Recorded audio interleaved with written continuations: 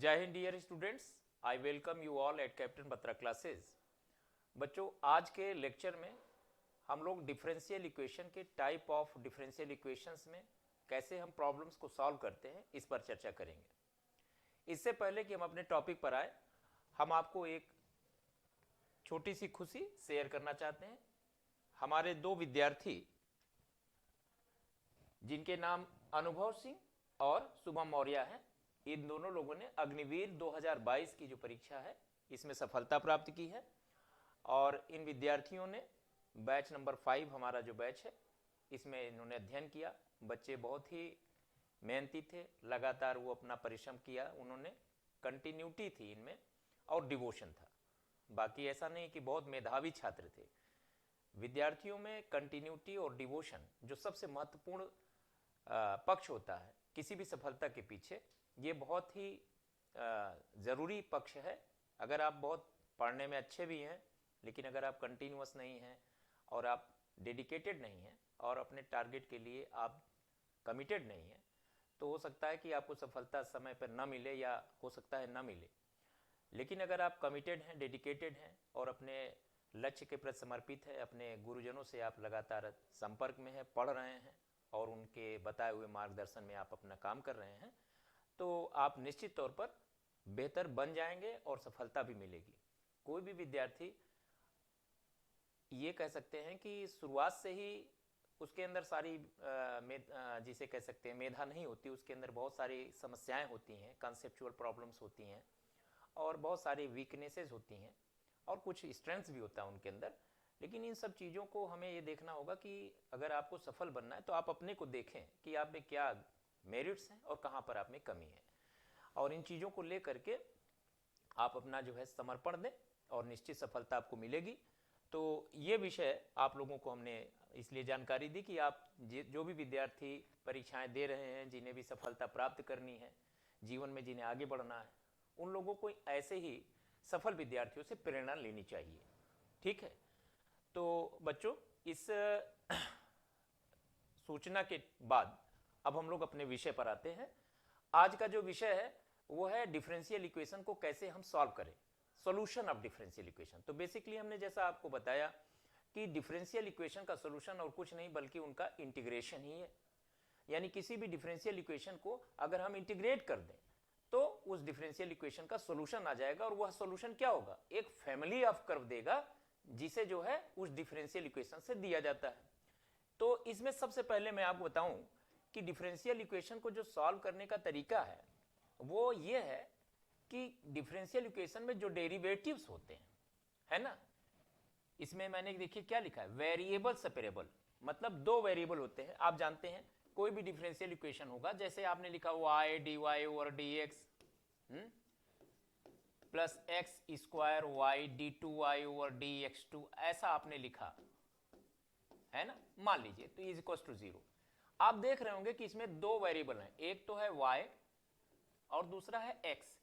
y को हम लोग कहते हैं डिपेंडेंट वेरिएबल। क्या कहते हैं? Dependent variable. डिपेंडेंट का मतलब होता है आश्रित चर, डिपेंडेंट वेरिएबल। और दूसरा होता है x, जिसे हम लोग कहते हैं इंडिपेंडेंट वेरिएबल, हाँ, यानी स्वतंत्र चर। तो अब जिसका डेरिवेटिव ले रहे हैं वो y है तो y डिपेंडेंट हो गया, और जिसके विद रिस्पेक्ट में ले रहे हैं वो अगर x है तो x इंडिपेंडेंट हो गया। ये इसमें एक समीकरण है, एक इक्वेशन है। अब विषय ये आता है कि हम लोग जो डिफरेंशियल इक्वेशन पढ़ रहे हैं, जिनका हमें सॉल्यूशन करना है, वो फर्स्ट ऑर्डर फर्स्ट डिग्री के हैं। तो फर्स्ट ऑर्डर फर्स्ट डिग्री के ही डिफरेंशियल इक्वेशन, जैसे यहाँ सेकेंड ऑर्डर है, हम अभी इसको नहीं लेंगे, हम फर्स्ट ऑर्डर फर्स्ट डिग्री के ही डिफरेंशियल इक्वेशन की बात करेंगे। तो उसमें क्या है कि जो वेरिएबल y और x के हैं, उनके जो भी फंक्शंस हैं, अगर वो इस तरह से एक्सप्रेस हो जाए, यानी x का फंक्शन और y का फंक्शन दोनों सेपरेट हो जाए, कहने का मतलब इस प्रकार से हो जाए कि x का फंक्शन, मान लीजिए x का फंक्शन हमने लिख दिया mx और y का फंक्शन हमने लिख दिया ny। क्या लिख दिया? ny। मतलब x का फंक्शन है और y का फंक्शन है। अगर ये दोनों इक्वलिटी के दोनों तरफ सेपरेट हो जाए, यानी ये इस साइड में और ये एक साइड में, तो उनको, और डेरिवेटिव x का है तो x के साथ लग जाए, y का डेरिवेटिव y के साथ, ऐसा सेपरेट हो जाए, यानी x के फंक्शन और उसका डेरिवेटिव और y का फंक्शन और उसका डेरिवेटिव अगर सेपरेट कर सकें तो इसे हम कहते हैं वेरिएबल इज सेपरेबल। वेरिएबल्स जो है सेपरेट हो गए। क्लियर? ये एक फंडामेंटल अप्रोच है किसी भी डिफरेंशियल इक्वेशन के सॉल्यूशन में। इसके बाद अगला काम होता है कि we have to integrate it. तो हमें इसके बाद क्या करना है? इंटीग्रेट करना है। और बच्चों जैसे ही हम इंटीग्रेट कर देते हैं हमारा जो डिफरेंशियल इक्वेशन है वो सॉल्व हो जाता है। अब इंटीग्रेशन की जो प्रक्रिया है जो आपने इंडेफिनिट इंटीग्रल में पढ़ी है बिल्कुल वही यूज होगी। यानी कहने का मतलब यह है कि अगर किसी को भी डिफरेंशियल इक्वेशन को सॉल्व करना है तो एक तो डिफरेंशियल इक्वेशन को कैसे हम लोगों को ट्रीट करना है, वेरिएबल कैसे सेपरेट करना है, एक तो ये हमें काम करना पड़ेगा, और दूसरा अब इंटीग्रेशन की जो प्रोसेस है वो आप अगर इनडेफिनिट इंटीग्रल जानते हैं तो आप सॉल्व कर सकते हैं और इसमें कोई ऐसी बात नहीं होगी। बट अगर आप इनडेफिनिट इंटीग्रल नहीं जानते हैं तो आप इस चीज को बिल्कुल नहीं करिएगा, क्योंकि ये होगा ही नहीं आपसे, क्योंकि इंटीग्रेशन ही तो मेन इसका जो है फंडामेंटल है, अप्रोच है। आपको करना ही कुछ नहीं है, आपको इंटीग्रेट ही करना है। इसलिए हम इस चीज को जब बता रहे हैं तो इस चीज पर यह ध्यान रहे कि जिन भी विद्यार्थियों को इंटीग्रेशन की बेसिक जो मेथड है उनको अगर उन्होंने कभी नहीं पढ़ा है या उनको जानकारी नहीं है तो ऑब्वियस सी बात है उन्हें इसमें दिक्कत होगी। लेकिन अगर किसी ने पढ़ा है और उस चीज को जानते हैं तो वो समझ सकते हैं कि हाँ यहाँ क्या यूज हो रहा है। देखिए जैसे सबसे पहले ये हमारा प्रॉब्लम है dy ओवर dx। अब जैसे ये कह रहे हैं कि इसको इंटीग्रेट करिए, तो ये देखिए फर्स्ट ऑर्डर की ही है, e to the power x minus y plus x square e to the power minus y. अब हम चाहेंगे कि x वालों को अलग करें, तो देखिए e to the power x minus y का मतलब होगा e की power x into e to the power minus y और e की पावर माइनस वाई। अगर हम इसे सेपरेट कर लें तो ये बन गया e to the power x plus x square. अब देखिए यहां पर हमें ध्यान ये देना है कि y के साथ डेरिवेटिव के रखना है और x को x के साथ। तो अगर हम इसको इधर ले लें y को, किसको? इसको इस साइड में ले लें तो ये जो है नीचे जाएगा तो पावर तो इसकी पॉजिटिव हो जाएगी e to the power y dy, और इसको हम इधर dx को ले लें क्योंकि x का फंक्शन है e to the power x plus x square dx। अब आप देख सकते हैं बच्चों कि यहां पर ये जो फंक्शन है ये y का फंक्शन है और यहां पर ये किसका फंक्शन है? x का फंक्शन है। अब आप देखिए वेरिएबल सेपरेट हो गए कि नहीं। आप इसको फंक्शन ऑफ y, इसको फंक्शन ऑफ x कुछ भी लिख सकते हैं, जैसे आप यहां चाहे, मतलब एक फंक्शन है y का बस। अब बच्चों ये बताइए इसका इंटीग्रल कर सकते हैं, e to the power y dy is equal to integral e to the power x plus x square dx, ऐसा। अब इंटीग्रेट करिए e to the power y का integral e to the power y, इसका integral e to the power x plus x square का integral x cube by 3 और plus c। देखिए अब आप देखिए यही आपका सॉल्यूशन है। क्या कोई ऑप्शन आपसे मिल रहा है इसमें? बिल्कुल ऑप्शन नंबर बी एकदम करेक्ट है, e to the power y is equal to x cube by 3 plus c। अब देखिए बच्चों ये आपका सॉल्यूशन है, ये जनरल सॉल्यूशन है।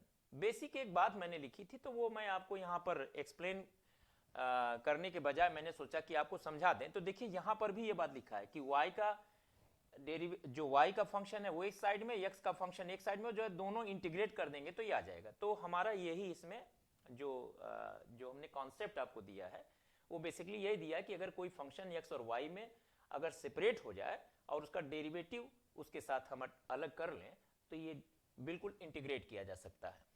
इसी चीज को हम लोग अगले प्रॉब्लम में देखेंगे। देखिए अगला प्रॉब्लम क्या कह रहा है, y minus x into d y over d x is equal to 3 minus 3x square, 3 से हमने मल्टीप्लाई कर लिया, into d y over d x. अभी हम लोग बच्चों क्या करते हैं, d y by d x वाला ये जो टर्म आपको दिख रहा है इसको इसके साथ लगा देते हैं और 3 को इधर ले लेते हैं तो ये हो जाएगा y minus 3 is equal to x dy by d x. तो x ले लेंगे, dy बाई डी एक्स ले लेते हैं हम common, x minus 3x square into d y over d x, है कि नहीं। अब देखिए बच्चों y माइनस 3 इधर लेते आते हैं और x वाले को इधर ले आते हैं तो हो जाएगा dy ओवर y माइनस 3 और dx इस साइड ले आइए तो dx over x minus 3x square. ये ऐसा लिख सकते हैं। अगर आप ध्यान से देखें तो ये x 1 upon x x minus three x square और ये 1 अपॉन वाई माइनस थ्री, ये x का फंक्शन है। बिल्कुल उसी तरह से function of x into d x is equal to function of y into d y, suppose that, इस तरह से लिखा है। तो वेरिएबल्स आर सेपरेबल, और जब वेरिएबल सेपरेबल हो गए तो हम इंटीग्रेट कर सकते हैं। तो चलो बच्चों इसको इंटीग्रेट करते हैं, तो यहीं हम इंटीग्रल का साइन लगा देते हैं, क्यों एक स्टेप खराब करेंगे। अब आप बताइए यहां पर अगर इंटीग्रेट करना है तो हम लोग क्या करते हैं, देखिए इसको परफेक्ट स्क्वायर बनाएंगे। क्यों? क्योंकि 1 upon a x square plus b x plus c वाला इंटीग्रल है ना, याद है आपको, 1 upon a x square plus b x plus c type वाले में तो परफेक्ट स्क्वायर बनाते हैं ना इसको, x square plus a square या x square minus a square, इसी टाइप में ये जाता है। तो आइए देखते हैं इंटीग्रल dx ओवर, देखिए यहां पर माइनस कॉमन हो गया, 3x स्क्वायर, बल्कि 1/3 भी कॉमन ले लें तो ये हो जाएगा x स्क्वायर माइनस x/3। अब आप सोच रहे होंगे कि इससे क्या मिला। देखो बेटा इसको हम लोग चाहें तो इक्विवेलेंट में अभी हम लिख दे रहे हैं, x माइनस 1/3 का अगर होल स्क्वायर लिख दें इस चीज को, तो इससे क्या होगा, ये देखिए x स्क्वायर होगा x का स्क्वायर प्लस 1/9 माइनस कितना हो जाएगा 2/3x, ये हो जाएगा। बल्कि यहां पे एक काम करते हैं हम लोग, x माइनस इसका जो है हाफ लेना पड़ेगा, ये तरीका होता है परफेक्ट स्क्वायर बनाने में कि x के कोफिशिएंट का हाफ। अब करिए x स्क्वायर प्लस 1/36 माइनस कितना हो जाएगा 1/3x, तो आप ये देखिए कि इसका 1/36 ज्यादा आ रहा है इसमें, तो इसमें 1/6 का होल स्क्वायर सब्ट्रैक्ट कर देंगे तो बिल्कुल इसी के इक्विवेलेंट हो जाएगा। तो ये जो हमारा इंटीग्रल है नीचे समझो ऐसा लिख सकते कि नहीं लिख सकते, और राइट साइड में जो तुम्हारा ये वाला है, ये वाला कितना आ जाएगा 1 upon y minus three, y minus three को t ले लोगे तो इंटीग्रल ये समझ लो इंटीग्रल dt/t में हो जाएगा चेंज ये। अब इसका इंटीग्रल आप बताइए, अगर मैं यहां पर u ले लूं इसको, तो x माइनस 1/6 u है तो dx इक्वल टू du हो जाएगा, तो क्या हो जाएगा minus 1 upon 3 integral du over u square minus 1/6 का होल स्क्वायर, और ये वाला क्या हो गया log mod t base e, और यहां चाहे तो हम लोग प्लस log c भी लिख सकते हैं, क्योंकि log कांस्टेंट लिख लो या log c लिख लो एक ही चीज है। इसका आपको इंटीग्रल पता होना चाहिए बच्चों, पता है कि नहीं, 1 upon u square minus a square या 1 upon x square minus a square, 1 upon 2a log mod x minus a upon x plus a, ठीक है। तो ये क्या हो जाएगा आपका minus 1 upon 3 log mod u minus 1/6 upon u plus 1/6 हुआ, और is equal to log m plus log n क्या हो जाएगा log m इंटू एन, यानी c into T base e। अच्छा बच्चों अब जरा देखिए ये क्या हो गया माइनस 1 अपॉन 3 log u की वैल्यू कितनी हो गई x माइनस 1/6, तो अगर माइनस 1/6 को ऐड कर दें तो बच्चों हो जाएगा x माइनस 1/3, और यहां x माइनस 1/3 उठाओगे माइनस 1/6 तो 1/6 से 1/6 कट जाएगा, तो इतना हो गया। तो ये हो गया log बेस ई, c क्या है t क्या है, t यहां पर आपका है बच्चों y माइनस 3, इतना हो गया। ओके, अब हम लोग अगर चाहे तो सबको उधर ले जा सकते हैं ना, इस पूरे को उधर ले जा सकते हैं, तो हालांकि ये चीज अभी हम देखते हैं, माइनस 1/3 1 अपॉन 2a यहां पे रह गया है, इसको थोड़ा सा इसमें मल्टीप्लाई कर लेना चाहिए ना, 1 अपॉन 2a, ध्यान दीजिएगा a का स्क्वायर है ना, 1 अपॉन 2a यानी 1/6, तो हम 6 ऊपर ले लें तो ये 2 3 6 ये कैंसिल आउट हो जाएगा बच्चों, ये ध्यान रहे।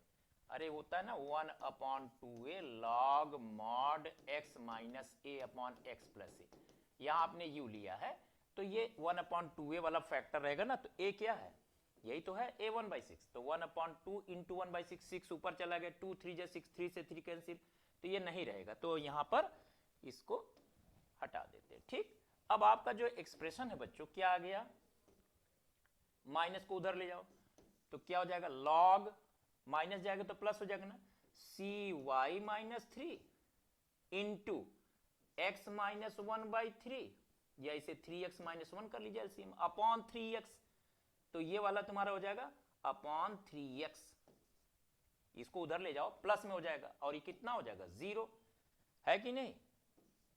अब देखो बच्चों क्या आ जाएगा, ये बेस ई पे है तो जब बेस ई पे है तो अगर हम log हटा दे तो e की पावर 0 चला जाएगा ना, तो ये कितना हो जाएगा cy minus 3 into 3x minus 1 is equal to कितना हो जाएगा 3x, क्योंकि ये e की पावर 0 की वैल्यू कितनी होती है 1 होती है ना, और 1 में मल्टीप्लाई कर दोगे तो 3x हो जाएगा, यही आएगा ना आपका।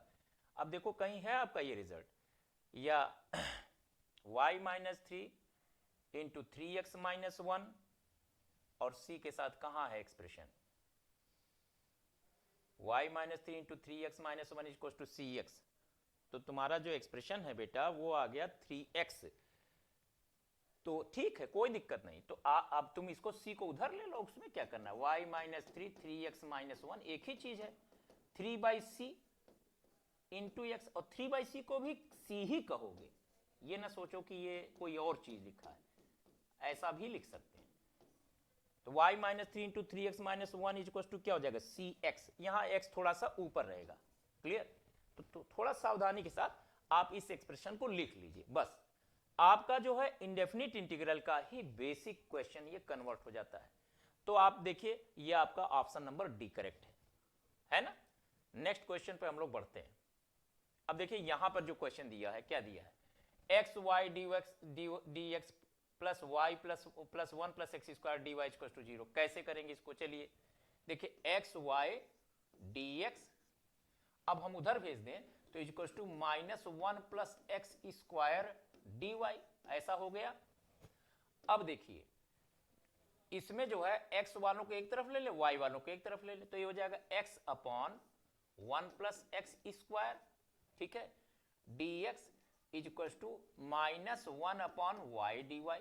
देखिए एक्स का फंक्शन अलग हो गया और वाई का फंक्शन अलग हो गया, इंटीग्रेट कर देते हैं बच्चों, तो यही इंटीग्रेट कर लेते हैं, क्या करना, अगर हम यही इंटीग्रेट कर दें तो क्या हो जाएगा 1 प्लस एक्स स्क्वायर को हम लोग बच्चों ले लेते हैं t, तो 2x dx कितना हो जाएगा dt, यही होगा, तो x dx कितना होगा dt बाई 2। अब देखिए कितना हो जाएगा x dx की जगह dt बाई 2 यानी half integral dt over t is equal to minus 1 upon y का कितना हो जाएगा log y, कितना हो जाएगा log y बेस e। अब यहां पे आप प्लस log c भी लिख सकते हैं, है ना, यानी कहने का मतलब है log m minus log n हो जाएगा log m बाई n, तो c बाई y हम लिख सकते हैं, तो ये हो ही जाएगा log c minus log y, और यहां क्या है हाफ log t हो जाएगा।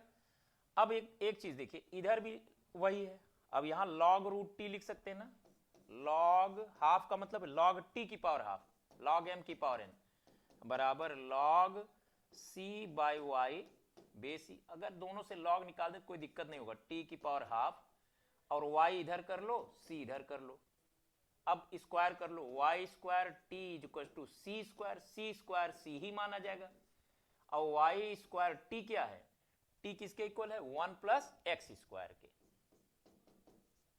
तो देखिए ये हो गया कि नहीं आपका। अब कहीं है ऐसा answer y square 1 plus x square equal to c, एकदम करेक्ट है, ऑप्शन नंबर बी राइट है। तो देखिए आप क्या कर रहे हैं, बेसिकली आप जो है वेरिएबल्स को सेपरेट कर रहे हैं, सेपरेट करने के बाद इनडेफिनिट इंटीग्रल में ये चेंज हो रहा है, और इनडेफिनिट इंटीग्रल को हम लोग सॉल्व करके एक्सप्रेशन जो है सही से लिख रहे हैं। बस सावधानी ये रखना है कि जो आप सॉल्व कर रहे हैं वो आपके दिए हुए ऑप्शंस के में से कौन सा है, उसके किसके इक्विवेलेंट है ये, क्योंकि जब आप सॉल्व करेंगे तो कोई ऐसा नियम नहीं है कि जो आपका एक्सप्रेशन आपने सॉल्यूशन में लिया है वैसा ही दिखे ऑप्शंस में। तो आपको करना क्या है, आपका अगर इंडेफिनिट इंटीग्रल बिल्कुल ठीक है और आंसर नहीं मिल रहा है तो आप ये एक चीज समझ लीजिए कि अब आपको अपने एक्सप्रेशन को दिए हुए आंसर्स में से किसके इक्विवेलेंट है इसको चेक करना पड़ेगा, यानी थोड़ा रूपांतरित करना पड़ेगा, लेफ्ट का राइट, राइट का लेफ्ट करना पड़ेगा, और उसको देखना होगा कि हाँ ये इसमें से किसी एक के इक्विवेलेंट है। क्लियर, ये चीज ध्यान रखिएगा, क्योंकि हमको इनडेफिनिट इंटीग्रल तो पता है कि भाई इनडेफिनिट इंटीग्रल कैसे होगा, लेकिन इनडेफिनिट इंटीग्रल का जो सॉल्यूशन है वो सॉल्यूशन एक पर्टिकुलर फॉर्म में कैसे लाया जाए, ये चीज हमें आंसर के हिसाब से देखना पड़ता है। अब जैसे ये वाला क्वेश्चन है आपका, तो जो ये क्वेश्चन है बिल्कुल सिंपल क्वेश्चन है, मैं नहीं समझता हूं कि आपको बताने की जरूरत है, बस इतना ही कि देखिए ये dy ओवर dx है। अब इसको हम इधर ले जाएं तो ये माइनस रूट को सेपरेट कर लेते हैं बच्चों, 1 minus y square upon under root 1 minus x square. देखिए ऊपर वाला जो फंक्शन है वो y का फंक्शन है और नीचे वाला x का फंक्शन है। तो हम लोग क्या करते हैं, dx को इधर ले आ देते हैं, तो minus dx over under root 1 minus x square, और ये वाला जो एक्सप्रेशन है dy इसको इधर ले आओ upon under root 1 minus y square. आप बताइए क्या ये एक्सप्रेशन अब वेरिएबल का सेपरेशन हो चुका है कि नहीं, यानी वेरिएबल सेपरेबल है कि नहीं। तो अब आप इंटीग्रेट कर लीजिए, यानी y का फंक्शन y का डेरिवेटिव, x का फंक्शन x का डेरिवेटिव। ये तो एकदम स्टैंडर्ड रिजल्ट है और आप लोगों को पता भी होना चाहिए। इसका इंटीग्रल क्या है, साइन इनवर्स y, और ये क्या हो गया माइनस साइन इनवर्स x, और प्लस क्या हो जाएगा कांस्टेंट। अब इसको हम एक साइड में लिख लें, तो sine inverse x plus sine inverse y is equal to constant. हो गया ये आपका कौन सा आंसर है, ऑप्शन नंबर बी। क्लियर। तो देखिए ये हैं कुछ एक एग्जांपल्स जिसको आप लोगों को मैंने बताया कि कैसे वेरिएबल को सेपरेट करेंगे। अब बच्चों इसके बाद की जो बात है वो ये है कि कुछ ऐसे डिफरेंशियल इक्वेशंस भी हैं जो डायरेक्ट उनके वेरिएबल को सेपरेट हम नहीं कर सकते। ऐसे एक्सप्रेशन किस तरीके के होते हैं, इसे हम लोग कहते हैं मतलब रिड्यूसिबल टू वेरिएबल सेपरेबल। जैसे अगर हम कोई dy बाई dx का एक्सप्रेशन लिखें, यहां पर इक्वल टू रख लीजिएगा कि कोई भी अगर डिफरेंशियल इक्वेशन इस टाइप की हो कि dy over dx is equal to function of ax plus by plus c, यानी x और y में कोई लीनियर फंक्शन हो, तो ऐसे में हम उसको डायरेक्ट सेपरेट नहीं कर सकते। आप चाहेंगे भी तो x अलग y अलग नहीं हो पाएगा। ऐसे में हम लोग जो ax plus by plus c, जो ये आपका पूरा टर्म है ना, यहां पर इसका जो सब्स्टिट्यूशन होता है उसको हम लोग v के रूप में ले लेते हैं। क्लियर। यहां पर जीरो पता नहीं क्यों लिख दिया है, इसको आप समझिए कि हम लोग v के रूप में लिख लेते हैं, और जब हम इसको v के रूप में ले लेते हैं तो मतलब सब्स्टिट्यूशन हमारा जो होगा, सब्स्टिट्यूशन जो हमारा होगा वो होगा मतलब इस चीज को हम लोग v ले लेंगे, और जब हम इसको v ले लेंगे तो ये जो है फंक्शन v और x में, मतलब v एक तरफ हो जाएगा और x एक तरफ हो जाएगा। इधर v का फंक्शन, मान लो फंक्शन ऑफ v हमने mv लिख दिया और फंक्शन ऑफ x को हमने nx लिख दिया, v और x में ये सेपरेबल हो जाएगा, यानी वेरिएबल सेपरेबल में कन्वर्ट हो जाएगा। तो आइए देखते हैं कि इस पर्टिकुलर क्वेश्चन को हम कैसे करते हैं। देखिए ये क्वेश्चन आपका है, एक बार आप ट्राई अगर करना चाहें तो कर लीजिए। cos x plus y dy है, यहां ध्यान रखिएगा, dy is equal to dx, ऐसा है। अब मैं आपसे कहूं कि क्या आप x और y को सेपरेट कर सकते हैं, नहीं कर सकते। देखिए ये हो जाएगा cos x cos y minus sin x sin y, हाँ, और dy is equal to dx। भाई पहले एक बार आप ट्राई मारें, देखिए अब यहां पर cos x cos y dy है, sin x sin y, यानी x और y का प्रोडक्ट है, इसमें भी x और y का, यहां dx है। आप कोशिश करेंगे नहीं होगा, तो करना क्या है बच्चों, आपको ऐसे एक्सप्रेशन में देखिए आपको ध्यान से समझने की कोशिश करनी चाहिए कि यहां पर x प्लस वाई जो हमारा है, यही हमारा जो है लीनियर एक्सप्रेशन है। फंक्शन ये है तुम्हारा cos, और ax plus by plus c जो आपको दिख रहा है वो ये है आपका, इसी को आप v मान लीजिए। क्या मान लीजिए, v। तो let x plus y is equal to v। अब आप जैसे ही वेरिएबल को बदलते हैं तो आपका डेरिवेटिव भी बदलना चाहिए, तो डी बाई डी एक्स करिए दोनों तरफ, यानी डी बाई डी एक्स कर ऑफ एक्स क्या हो जाएगा 1, इसका मतलब ये हुआ, plus d y by d x क्या हो जाएगा dv बाई डी एक्स। ठीक है, तो d y by d x अगर आपको मिले तो उसको आप चेंज करके लिख देंगे dv over d x minus 1, ऐसा लिख लेंगे। अब जरा देखिए ऐसा लिखने से आपका काम बनता है कि नहीं, तो मैं इसी को मिटा देता हूं। अब आपने तो इसको समझ लिया कि हाँ इसका फॉर्म ये है। अब जरा देखिए इसको हम देखते हैं कि ये किस फॉर्म में चेंज होता है। तो बच्चों यहां पर जो cos x plus y d y by d x है, अगर मैं dy बाई डी एक्स लिख लूं तो ये आपका हो जाएगा उस साइड में sec x प्लस वाई हो जाएगा। अब x प्लस वाई की जगह में क्या रखना है v, तो हो जाएगा sec v, और ये dy बाई डी एक्स क्या रखोगे dv by d x minus 1। ठीक है, dv by d x minus 1।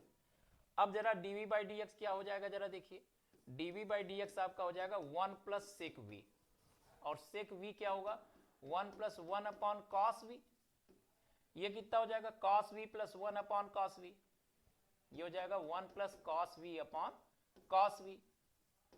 अब हम इधर ले लें तो ये हो जाएगा cos v upon 1 plus cos v dv is equal to, इस साइड में आपका कितना रह जाएगा 1 ही रहेगा तो ये dx हो जाएगा। देखिए अब v में और x में ये सेपरेट हो गया, 1 में आप देखिए dx में कोई फंक्शन ना हो तो कांस्टेंट मान लो।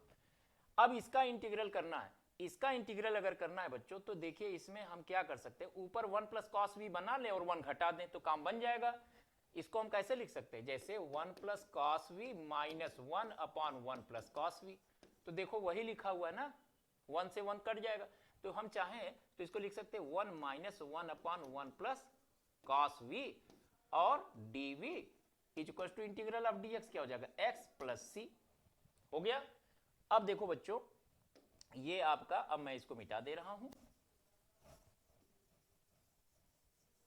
देखिए अब आपका जो इंटीग्रल है वो कैसे आएगा, देखो इंटीग्रल 1 dv, तो ये integral dv minus 1 upon 1 plus cos v को हम चाहें तो कॉस v को लिख सकते हैं 2 cos square v by 2 minus 1, इससे क्या होगा और equal to x plus c, इससे क्या होगा ये 1 से 1 कैंसिल हो जाएगा और 2 कॉस स्क्वायर v बाई 2 वाला जो है ये v हो गया आपका, ये आपका आ जाएगा हाफ और यहां हो गया sec square v by 2 dv is equal to x plus c।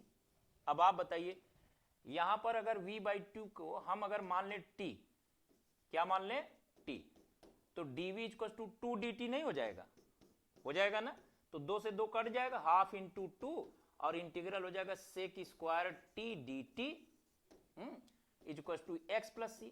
अब आप बताइए सेक स्क्वायर t किसका इंटीग्रल है, मतलब सेक स्क्वायर t का इंटीग्रल क्या है, किसका ये डेरिवेटिव है 10t का, तो आपका आ जाएगा ये 2 से 2 कैंसिल हो जाएगा v minus 10t is equal to x plus c। Okay, अब v की वैल्यू आप रख लीजिए, v की वैल्यू क्या होगी हम इधर साइड में रख दे रहे हैं, ठीक है, v कितना है x plus y minus 10t, t कितना लिया था हम लोगों ने v बाई 2, v बाई 2 का मतलब होगा x प्लस वाई बाई 2, ठीक, और उसके बाद फिर आपने लिखा x प्लस c। अब 2 से अगर मल्टीप्लाई कर दीजिए थ्रू आउट तो हो गया 2x प्लस 2y माइनस 10, यहां पर आपका 10t हो गया और t की वैल्यू कितनी आई थी v बाई 2, तो x प्लस वाई बाई 2 एकदम सही है, ये जरूरत ही नहीं है अब 2 से मल्टीप्लाई करने की, अब आपका एक्सप्रेशन यहीं से आ जाएगा डायरेक्ट आगे। बताइए x को इधर साइड में ले लीजिए तो आपका आंसर जो है y इक्वल टू दिया हुआ है ना, तो y इक्वल टू दिया है तो हम y इक्वल टू उधर भेज दें तो x से x तो कैंसिल ही हो गए, तो y इक्वल टू क्या हो जाएगा 10x plus y by 2 plus c, यही आएगा ना। देखिए कौन सा आंसर आपका है y equal to 10x plus y by 2, ये इज इक्वल टू होना चाहिए बस, y equal to 10x plus y by 2 plus c, यानी option number A is correct. तो देखिए ये जो है आपका जो इंडेफिनिट इंटीग्रल है ये आपको मालूम होना चाहिए कि जैसे हमें मान लीजिए यहाँ 1 अपॉन 1 प्लस कॉस v मिल गया तो इसको कैसे इंटीग्रेट करेंगे, तो यहाँ पर कोई सब्स्टिट्यूशन आप नहीं रख सकते हैं यहाँ पर, बल्कि कॉस v को आप सेक स्क्वायर में चेंज कर देंगे, कैसे 2 cos square v by 2 minus 1 कर देंगे तो ऊपर आ जाएगा, इसका आपको इंटीग्रल पता है, तो ये है, ठीक है। तो बच्चों ये जो है आपका क्वेश्चन रहा, इसी तरह से ये प्रॉब्लम भी है आपका, अब आपको इसको खुद कर लेना चाहिए कि इसमें क्या है। अगर आप देखिए यहां पर क्या लिखा है x plus y d x minus d y, तो हम लोग ऐसा कर सकते हैं कि देखिए हम क्वेश्चन नहीं लिखेंगे, x plus y d x direct product कर लेते हैं, minus of x plus y d y is equal to कितना हो जाएगा dx प्लस डी वाई।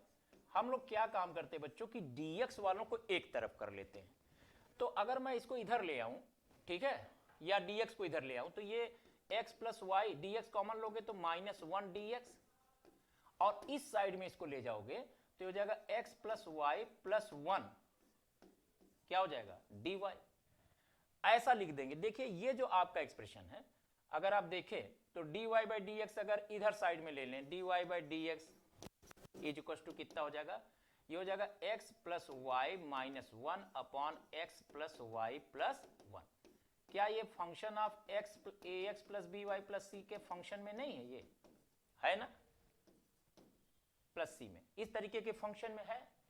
अब ये सेपरेट नहीं हो पाएगा, तो आपको करना क्या है, मैंने जैसे पिछली बार बताया था, आप चाहे किसी को भी टी मान ले, मैंने इसमें x प्लस वाई को ही टी ले लिया। किसको ले लिया टी? x प्लस वाई को। तो फिर वही चीज हो जाएगी। तो मैं ये चाहता हूं कि आप इसे खुद कर ले। 1 plus d y by d x equal to d t by d x, हो गया कि नहीं? अब देखिए d y by d x की जगह वही d t by d x minus one, यहां से डायरेक्ट लिख लीजिए d t over d x minus one. हाँ, या v लिए थे आप लोग तो v ले लें, कोई दिक्कत नहीं। हालांकि इसमें कोई फर्क नहीं पड़ता, चाहे आप जो ले लीजिए, लेकिन जैसे हमने आपको v कहा है तो अभी v ही ले लीजिए। क्या करना है, dv ओवर dx कर लीजिए, है ना। वेरिएबल कुछ लीजिए, आपकी मर्जी है। D over d x is equal to dv over dx minus one is equal to क्या हो जाएगा, dy ओवर dx। तो यहां पर ये जो है रखना है, तो हम दाहिने तरफ तो इसको यही सीधे रख देते हैं वैल्यू अब, है ना, क्योंकि हम तो डायरेक्ट वैल्यू रख रहे थे। तो यहां हो जाएगा v minus one upon v plus one. अब आप देखिए खुद आपको दिख रहा होगा, अब plus one dv by d x को उधर ले लीजिए, वन को उधर ले लीजिए, तो हो जाएगा v minus one upon v plus one. अब इसको जो है आप सिंप्लीफाई कर लीजिए, v minus one plus one upon कितना हो जाएगा, v प्लस वन। ठीक है, तो अब आप इसको जोड़ लीजिए, तो 2v, v से v कट गया तो कितना आ गया, 2v upon v plus one हो गया कि नहीं। अब v साइड में है, अब इसको इधर भेज दो, v plus one upon 2v into d v is equal to d x. देखिए v में और x में ये सेपरेट हो गया कि नहीं हो गया, सेपरेशन हो गया ना, यानी v का फंक्शन उसका डेरिवेटिव और x का फंक्शन तो कांस्टेंट है उसका डेरिवेटिव। अब इसको इंटीग्रेट कर सकते कि नहीं आप बताइए। तो मैं ये सोचता हूं कि ये आपको काम दे दूं, है ना। अब इसमें तो कुछ नहीं है, क्यों भाई, हाफ बाहर निकाल लो, इतना dv प्लस इंटीग्रल, फिर यहां हाफ बाहर ले लो, 1 upon v d v is equal to integral dx। क्यों बच्चों, अब तो हो जाएगा। अब आप यहां half v plus half log v is equal to x plus c, इसको सॉल्व करिए और देखिए किसके बराबर है। अब इतना तो कर सकते हैं, है कि नहीं। अब अगला जो क्वेश्चन है, अगला जो आर्टिकल है बच्चों, वो है होमोजीनियस डिफरेंशियल इक्वेशन।